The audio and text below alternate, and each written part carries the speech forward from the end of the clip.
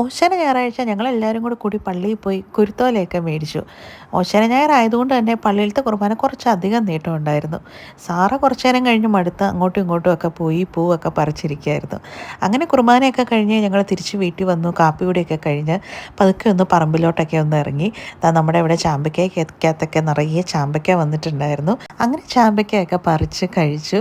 അന്നേരമാണ് നമ്മുടെ ചക്കയൊക്കെ ചിലതൊക്കെ മൂത്തിരിപ്പുണ്ട്, ചിലതൊക്കെ അങ്ങ് ആയി വരുന്നതേ ഉള്ളൂ.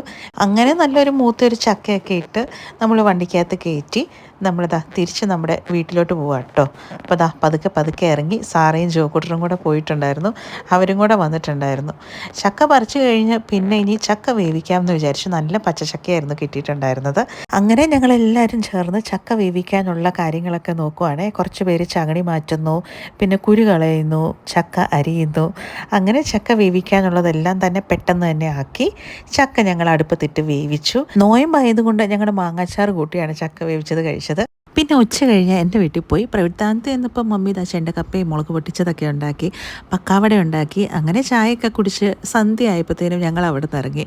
പിറ്റേ ദിവസം വിഷു ആയതുകൊണ്ട് നമുക്ക് വിഷുക്കണി വെക്കാനായിട്ട് കുറച്ച് പച്ചക്കറി ഐറ്റംസും കൂടെ വാങ്ങിച്ചു. അപ്പോൾ അത്രയേ ഉള്ളൂ. അടുത്ത ദിവസം മറ്റൊരു വിശേഷമായിട്ട് കാണാം. ബൈ.